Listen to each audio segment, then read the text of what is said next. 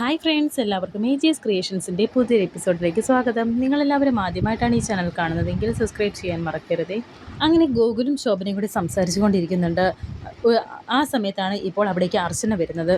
എന്താ ഗോകുൽ എന്ന് അർച്ചന ചോദിക്കുമ്പോൾ ഗോകുൽ പറയുന്നുണ്ട്, അമ്മയ്ക്കൊരു നേർച്ചയുണ്ട്, ദൂരെ ഒരു അമ്പലത്തിലാണ്, ഞാനും താനും കൂടി ഒന്ന് പോകണമെന്നാണ് അമ്മ പറയുന്നത് എന്ന് പറയുമ്പോൾ അർച്ചന പറയുന്നുണ്ട്, അതിനെന്താ, സൗകര്യമുള്ളൊരു ദിവസം നോക്കി നമുക്ക് അമ്മയും കൂട്ടി പോകാം. ഇത് കേട്ട് ഉടനെ ശോഭന പറയുന്നുണ്ട്, അല്ല മോളെ, നിങ്ങൾ മാത്രം പോയാൽ മതി, പക്ഷേ പൂജ മറ്റന്നാളാണ് തുടങ്ങുന്നത്, അതിന് നാളെയെങ്കിലും പുറപ്പെടണം. മോളെ, തടസ്സമൊന്നും പറയരുത്, അമ്മ നേർന്നു പോയതാ, പോയില്ലെങ്കിൽ അത് വലിയ ദൈവദോഷമാകും എന്ന് ശോഭന പറയുമ്പോൾ, ഓഫീസും കാര്യങ്ങളും മാറ്റിവെച്ച് ഗോകുലിന് പോകാൻ കുഴപ്പമൊന്നുമില്ലെങ്കിൽ നാളെ തന്നെ പുറപ്പെടാം, അമ്മ നേർന്നു പോയതല്ലേ എന്നിങ്ങനെ അർച്ചന പറയുമ്പോൾ ഗോകുൽ പറയുന്നുണ്ട്, പോണം.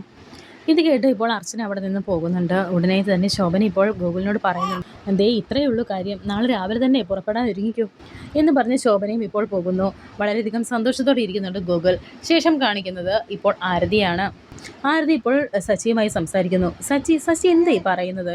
ഉടനെ സച്ചി പറയുന്നുണ്ട്, സത്യം, പച്ചയായ സത്യം. സച്ചി, ദേ ഗോകുൽ സാറിൻ്റെ കുടുംബം നശിപ്പിക്കരുത് എന്ന് ആരതി പറയുന്നു. എനിക്ക് ആരുടെയും കുടുംബം നശിപ്പിക്കണമെന്നില്ല വക്കീലെ, എല്ലാവരും കൂടി എൻ്റെ ജീവിതമാണ് നശിപ്പിക്കുന്നത്. അവൾ എൻ്റെ അർച്ചനയാ, എൻ്റെ കുഞ്ഞിൻ്റെ അമ്മയാ, അവരെങ്ങനെ ഗോകുൽ സാറിൻ്റെ ഭാര്യയും മകളുമാകുന്നത്? ഞാൻ അവരെ തിരിച്ചു കൊണ്ടുവരും, അത് ഇന്നലെ പോയതുപോലെ ആകില്ല എന്ന് സച്ചി പറയുന്നത് കേട്ട് ആരതി ഒരു ഞെട്ടലോട് ചോദിക്കുന്നുണ്ട്, ഇന്നലെ ഇവിടെ പോയിരുന്നോ ഇന്ന്? ആ, പോയിരുന്നു എന്ന് പറഞ്ഞ് അവിടെ നടന്ന സംഭവങ്ങളെല്ലാം തന്നെ ഇപ്പോൾ ആരതിയോട് പറയുന്നുണ്ട് സച്ചി. ഇതെന്ത് ഭ്രാന്താ കാണിച്ചത് എന്നിതെല്ലാം കേട്ടിട്ടിപ്പോൾ ആരതി സച്ചിയോട് ചോദിക്കുന്നുണ്ട്, കാണണോ എൻ്റെ ഭ്രാന്ത് എന്താണെന്ന്, കാണണോ എന്ന് ചോദിച്ച് ഇപ്പോൾ സച്ചി ഫോൺ എടുത്ത് അർച്ചനയും കുഞ്ഞുമായി നിൽക്കുന്ന ഫോട്ടോസ് എല്ലാം കാണിക്കുന്നുണ്ട്. എന്നിട്ട് പറയുന്നുണ്ട്, വീണ്ടും വീണ്ടും നോക്കൂ എൻ്റെ ഭ്രാന്ത് എന്താണെന്ന് പറഞ്ഞ് അതിനകത്തെ അവരുടെ കല്യാണ ഫോട്ടോയും എല്ലാം ഇപ്പോൾ ആരതി കാണുന്നു. ആരതി ഒരു ഞെട്ടലോടെയാണ് ഇതെല്ലാം കാണുന്നത്. അതെൻ്റെ അർച്ചനയല്ലെന്ന് ഇനി വക്കീലിന് പറയാൻ പറ്റുമോ? ഇത്രയും വർഷം ഞാൻ അവളെ ഓർത്ത് തീ തിന്ന് നടന്നു. ഞാൻ മാത്രമല്ല, അവളുടെ അമ്മ, അനിയത്തി, എല്ലാവരും.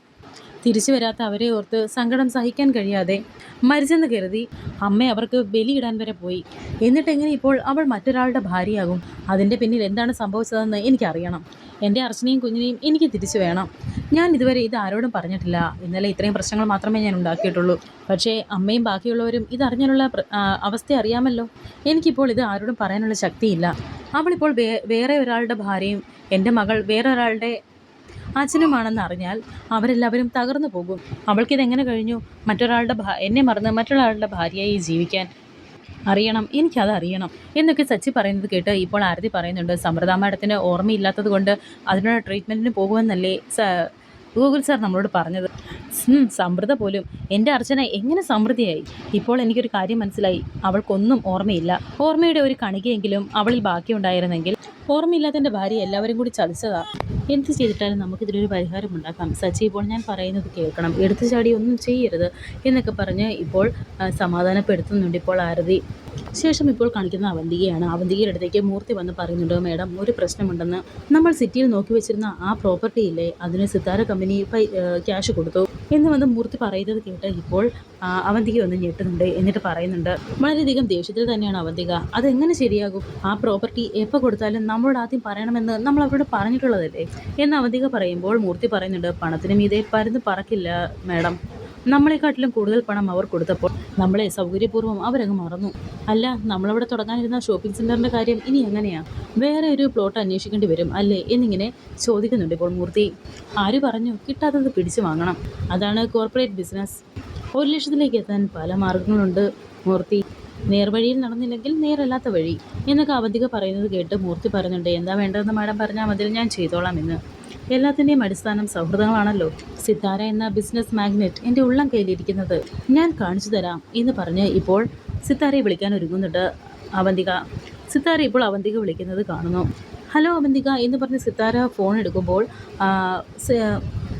അവന്തിക ഒന്ന് ഞെട്ടുന്നുണ്ട്. എന്നിട്ട് ചോദിക്കുന്നുണ്ട്, എൻ്റെ നമ്പർ സിത്താരയുടെ കയ്യിലുണ്ടായിരുന്നോ എന്ന് അവന്തിക ചോദിക്കുമ്പോൾ, ശത്രുക്കളുടെ വിവരങ്ങൾ അറിഞ്ഞിരിക്കണമെന്നാണല്ലോ ബിസിനസ്സിൻ്റെ ആദ്യ പാഠം എന്ന് സിത്താര പറയുമ്പോൾ അവന്തിക പറയുന്നുണ്ട്, എന്നാൽ ആ ശത്രുത മാറ്റാനാണ് ഞാൻ വിളിച്ചത്. ഞാനിപ്പോൾ വിളിച്ചത് ഒരു കാര്യം ഡിസ്കസ് ചെയ്യാനാണ് എന്ന് അവന്തിക പറയുമ്പോൾ, ആയിക്കോട്ടെ പറഞ്ഞോളൂ എന്ന് സിത്താര പറയുന്നുണ്ട്. ഉടനെ അവന്തിക പറയുന്നു, അതങ്ങനെ ഫോണിൽ വേണ്ട, നേരിട്ട് കാണാൻ പറ്റുമെങ്കിൽ എന്നിങ്ങനെ ചോദിക്കുമ്പോൾ സിത്താര പറയുന്നുണ്ട്, അവന്തിക, ഐ ആം സോറി, ഞാൻ 4 ദിവസത്തേക്ക് ഫ്രീ അല്ല.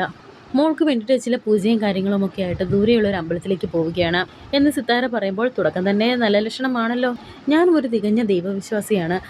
നമ്മുടെ ആദ്യത്തെ കൂടിക്കാഴ്ച അമ്പലത്തിൽ വെച്ച് തന്നെ ആകണമെന്നായിരിക്കും നിയോഗം എന്ന് അവന്തിക പറയുമ്പോൾ അവന്തിക അങ്ങോട്ടേക്ക് വരുന്നുണ്ടോ എന്ന് സിത്താര ചോദിക്കുന്നു. ഉടനെ അവന്തിക പറയുന്നുണ്ട്, പിന്നെതാ ഞാൻ വരാം, നമുക്ക് അവിടെ വെച്ച് സംസാരിക്കാം എന്ന് പറയുന്നു. അത് കുറച്ച് ദൂരെയാണ്, ഒരു കാട്ടിന് നടുവിലുള്ള നാഗക്ഷേത്രമാണ്.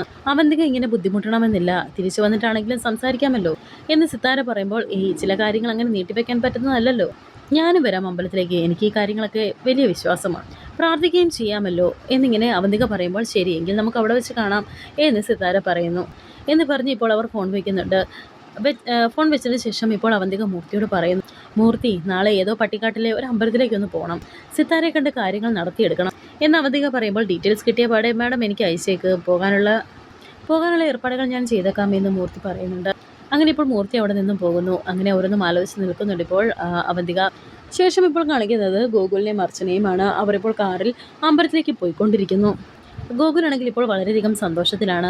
അങ്ങനെ ഇപ്പോൾ അർച്ചന മനസ്സിൽ വിചാരിക്കുന്നുണ്ട്, ഗോകുലിൻ്റെ മുഖത്ത് കാണുന്ന ഈ സമാധാനം കൊടുങ്കാറ്റിന് മുമ്പുള്ള ശാന്തത മാത്രമാണ്. എന്നെ കാണാതിരിക്കാൻ സച്ചിയേട്ടനാകില്ല, സച്ചിയേട്ടൻ ഇനിയും വരും. അതിനു മുൻപ് ഈ പ്രശ്നത്തിനൊരു പരിഹാരം കണ്ടെത്തിയേ പറ്റൂ. സച്ചിയേട്ടൻ എന്നെ കണ്ട വിവരം വീട്ടിൽ പറഞ്ഞാൽ ഇത് അമ്മയറിഞ്ഞാൽ അലറി വിളിച്ച് അവരെല്ലാവരും അവിടേക്ക് വരും. അതോടെ ഈ വേഷം കെട്ടെല്ലാം പൊളിയും. അതിനു മുൻപ് ഗോകുലിനോടെല്ലാം തുറന്നു പറഞ്ഞ് എനിക്ക് എൻ്റെ മോളെ കൊണ്ട് സച്ചിയേട്ടൻ്റെ അരികിലെത്തണം എന്നൊക്കെ മനസ്സിൽ വിചാരിക്കുകയാണ് ഇപ്പോൾ അർച്ചന. ഒരു കണക്കിന് അമ്മ വരാതിരുന്നാൽ നന്നായി അല്ലേടോ, നമുക്ക് കുറച്ച് പ്രൈവസി കിട്ടുമല്ലോ അല്ലേ, താൻ എന്താ ഒന്നും മിണ്ടാത്തേ, എന്തെങ്കിലും പറയടോ എന്നൊക്കെ ഇങ്ങനെ ഗോകുൽ ഇപ്പോൾ അർച്ചനയോട് പറയുന്നു. എനിക്കറിയാം തൻ്റെ ഉള്ളിൽ ഇപ്പോൾ എന്താണെന്ന്, ആ സച്ചിയെക്കുറിച്ചല്ലേ ഓർത്തേ, താൻ അതൊക്കെ അങ്ങ് കളയടോ, അയാൾക്ക് ഒരുതരം മാനസിക വിഭ്രാന്തിയാണ്, എനിക്ക് അയാളോട് സഹതാപം മാത്രമേ ഉള്ളൂ എന്നും ഗോകുൽ ഇപ്പോൾ പറയുന്നുണ്ട്. ഉടനെ അർച്ചന ഇപ്പോൾ മനസ്സിൽ വിചാരിക്കുന്നുണ്ട്, പക്ഷേ ആ സഹതാപം എനിക്കിപ്പോൾ തോന്നുന്നത് ഗോകുലിനോടാണെന്ന് പാവം ഗോകുൽ അറിയുന്നില്ലല്ലോ. എൻ്റെ സച്ചിയേട്ടനുള്ള എൻ്റെ സ്നേഹം ഗോകുൽ അറിയുമ്പോൾ ഗോകുലിനൊരിക്കലും അത് താങ്ങാനാകില്ല. ആ തകർച്ചയിൽ നിന്നും ഈ പാവത്തിനെ ഞാൻ എങ്ങനെ കരകയറ്റും എന്നൊക്കെ വീണ്ടും ഇങ്ങനെ മനസ്സിൽ വിചാരിക്കുന്നുണ്ട് അർച്ചന. ഉടനെ ഗോകുൽ പറയുന്നുണ്ട്, ദേ ഇത് ശരിയല്ല, ഞാൻ ഇത്രയൊക്കെ മിണ്ടിയിട്ടും താൻ ഒരു വാക്കുപോലും പറയാത്തത് വളരെ ബോറാണേ എന്ന് ഗോകുൽ പറയുമ്പോൾ, ഗോകുൽ പറയുന്നതെല്ലാം ഞാൻ കേൾക്കുകയല്ലേ എന്ന് അർച്ചനയും പറയുന്നു. ഈ ദാമ്പത്യ പൂജയെക്കുറിച്ച് തനിക്ക് എന്തെങ്കിലും അറിയാമോ എന്ന് ഗോകുൽ ചോദിക്കുന്നുണ്ട് അർച്ചനയോട്. ഉടനെ അർച്ചന പറയുന്നുണ്ട്, എനിക്കറിയില്ല എന്ന്. ഭാര്യയും ഭർത്താവും ഒരുമിച്ച് ഒരു മനസ്സോടുകൂടി ഈ പൂജയിൽ പ്രാർത്ഥിക്കുമ്പോൾ ദൈവം മാത്രമേ അതിന് സാക്ഷിയായിട്ടുള്ളൂ. നമ്മുടെ ബന്ധത്തിന് സ്നേഹവും വിശ്വാസവും ഒക്കെ കൂടും. അതാണ് ഈ പൂജയുടെ ഏറ്റവും വലിയ ശക്തി എന്ന് പറയുന്നുണ്ട് ഗോകുൽ. ഗോകുൽ ഇത് പറയുന്നത് കേട്ട് ഇപ്പോൾ അർച്ചന മനസ്സിൽ വിചാരിക്കുന്നുണ്ട്, എൻ്റെ ജീവിതത്തിൽ ദൃഢമായ ഒരു ബന്ധം ഞാനും സച്ചിയേട്ടനുമായിട്ടും മാത്രമുള്ളതാണ് എന്നൊക്കെ ഇങ്ങനെ മനസ്സിൽ വിചാരിക്കുന്നുണ്ട് അർച്ചന. വരാനിരിക്കുന്ന പുതിയ എപ്പിസോഡുകളുമായി വീണ്ടും കാണാം. Thank you for watching.